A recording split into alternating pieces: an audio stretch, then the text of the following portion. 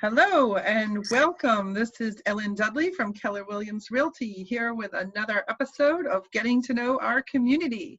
Today I am here with Tracey Lukes. Tracey is a certified coach who is passionate about changing relationship dynamics among families. Tracey works with parents and teens to break the cycles of drama, stress, and disconnection, which are so common during the teenage years. Welcome, Tracey. Thank you, Ellen. It's great to be with you. Thank you for being here. Why don't we start off by just telling people what it is exactly that you do? Well, I'd be happy to. So I'm a professionally certified coach, and what I do is I work in families, I work with parents, I work with teenagers to really help break those cycles of drama and stress and the disconnection that is so common during those teenage years. I work directly with parents one-on-one, with one or both parents. I also work with the teenagers one-on-one, and I also work with the family as a unit. So depending upon what's needed, I coach with families to really help them, for parents to really understand who they are and how they parent and what it is that they really want, frankly, to help them get what they really want, create what they really want in their families. And I help teenagers. I think we're getting a little lag on the internet, but just really helping teenagers know who they are, what is the truth of who they are, not what they've been told that they should be. And to really help them find the greatness, and I put that in quotes because I really do hold that we all have greatness inside of us. So I help teenagers connect with what that looks like so that they can make choices from a healthier perspective, from one of wholeness, from one of confidence, and that parents can actually foster that with their children. So that's what I do. So I work with families, I do individual coaching, I do some group coaching, have group sessions for parents to support one another. And that's what I do in the family unit. That's terrific. Right now, families are together more than ever before. Yes, they are. Our houses are feeling smaller. Our families are closer than ever. And I'm just wondering, I know how my family's handling it, but what have you heard out there in your profession about how families are handling living in this pandemic? Well, that's a great question. I have two teenagers that live with me, so all the time, which is the way it goes in the world of pandemics right now. What I'm noticing is that the first 2 weeks of the pandemic, once we were asked to stay in our homes and really venture out very little, was that there was a lot of adrenaline, there was a lot of energy. It was kind of like, yeah, we got this, we can do this. And there was also a lot of fear and uncertainty. So there was kind of the range of emotion. And yet it was all high energy, whether it was high energy fear or high energy inspiration and motivation. So that was the first 2 weeks of the pandemic. We're going several weeks now in, I think we're on our 8th week, if I'm correct. And what we're really noticing, what I'm noticing now out there in the communities with my clients, as well as even in my own family unit, is that there's kind of this sense of, oh my gosh, this is not necessarily going to be ending anytime soon. This isn't just a 2-week thing or a 3-week thing or a 1-month thing. There is going to be some form of this for some time to come. And we really don't know what the answers are. We don't know what's going to be happening. So there's almost a sense of resignation. Tensions are getting high. Things that haven't worked before the pandemic are really highlighted now even more. So the breakdowns in communication in a family, if they happened and they were in existence pre-pandemic, now that we are in it and we're in it multiple weeks in, families are struggling. They're struggling. And parents are exhausted. And frankly, our children are exhausted. Homeschooling, screen time, all of that, not getting out and about, not breathing fresh air enough. So it's creating a lot of opportunity for families to actually look at how they can do it different. But what I will tell you is that exhaustion is set in, and there's some grieving, by the way, that's going on, which is kind of an underlying things. But essentially, we've lost what we had, and we don't know if we're going to get it back just the same way. In fact, we know that we're not. So there's a sobering reality that's kind of coming up out of all of this. So there's a real range of emotions, to answer your question. Mm-hmm.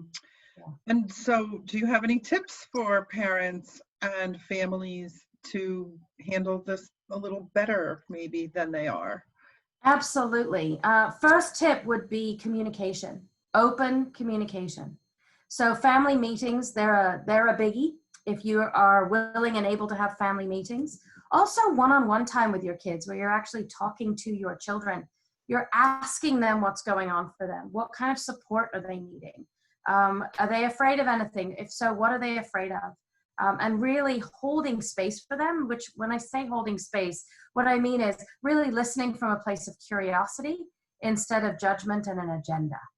So open communication. I mean, family breakdowns are happening all over the place. I can tell you even from my own family.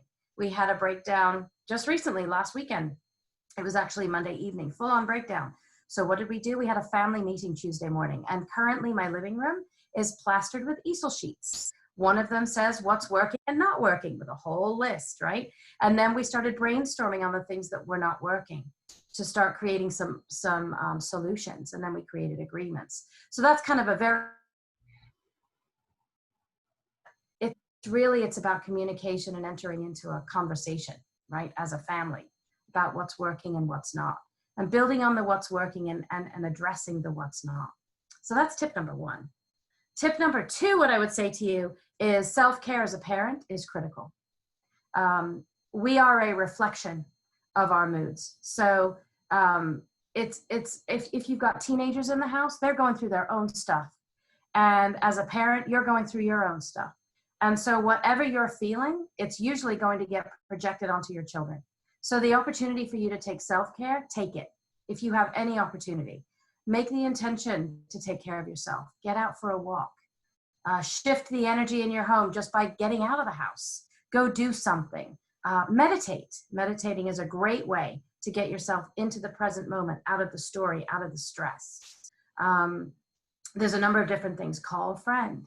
Take a hot bath. Take a shower, like a nice long shower. Whatever it is that's self-care for you. Read a good book. Journal. Get inspired. Do a vision board. Something to get you out of the humdrum day-to-day so that you can start to feed your own soul. That's really critical. So that's tip number two. Tip number three, the final tip for today, grace. And I've been saying this to my clients, and I'm also saying it for the benefit of myself and everybody that's listening to this call today, is grace is needed first and foremost for ourselves and then for everybody else as well. And the extension of grace is so much more doable when we are giving it to ourselves first. So now more than ever, grace is needed. So yeah, those are my tips, just off the bat, They're all good tips. And breathe. Breathe is always a good tip. Breathing is a great one. Actually, we just had Moms Club this morning. I host a weekly call, just free call for moms and dads, because there's an inner mother in every one of us. And things that came up was 3 deep breaths, where you breathe in through your nose, you hold it at the top, and then you exhale, a longer exhale than the inhale. And you do that 3 times. And that can physiologically reset your body, especially when you're triggered. I have a 14-year-old son who loves Fortnite. And so it's a trigger for me. It makes me crazy when he's on it too long, and there's an impact on the family. And so I have to do the deep breathing, and I'm not always successful. It works when I do it. Let's put it that way. Yeah. I can relate to that Fortnite frustration for sure. Yeah, absolutely. Well, another big frustration I have is pulling my kids away from it and getting them to go outside. They think they're fine. Inevitably, when I force them to go outside, they feel much better afterward.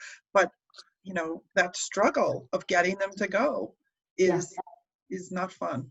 It's the universal struggle, Ellen. You are not alone. I struggle with it too. My clients are struggling with it as well. So again, if you can have some kind of conversation with each of your children and help them to understand your why behind getting them outside. What are the benefits? Help them to understand that, and also set some boundaries around it and some agreements. If you can do that so that they just know, right? They just know that this is the deal, but invite them into that conversation, right? Reminding them of what they, have them remind you of what they get out of it. So get the conversation so that you can let them be a part of how or what they do when they go outside too. That was the other conversation that I've had to have with my own son, is he gets to choose what he wants to do outside, right? I don't have to tell him, you have to play basketball, or, you know, you have to go for a run or whatever. It's like, no, what does he want to do? So. Right. Well, those are all great tips. I really appreciate it. I think you had an offer for our viewers. I do. So I'm offering free, like complimentary support calls right now for people, because this is really difficult. This is a difficult time for everybody right now. And so in order to do my part in giving back to our community, I'm offering free like 20 to 30 minute support calls so that you can bring an issue, bring a challenge, and let's have a coaching session around it, support around it. And you'll come away with some homework or an action, a forward momentum, something to move you forward on that challenge at the end of our call. That's my promise to you. So I'm offering that up to anybody. And in order to do that, you just have to go to my website and sign up for, there's a button there on the home page that's, you know, schedule a complimentary conversation. All you have to do is click that, select a date and time, and I will be calling you at the time you select. Excellent. And I will be sure to post your website at the end of this video. So watch till the very end. That would be great. Yeah. So it's traceylukes.com. And yeah, that's it. TRACEYLUKES.com. Okay, Tracey, thank you so much for all your tips. That's going to be very helpful for a lot of people. I appreciate it. You're very welcome. Thank you, Ellen. You're doing good stuff. I love it. Thank you. Hang in there. Thanks. You too. Bye-bye. Bye-bye.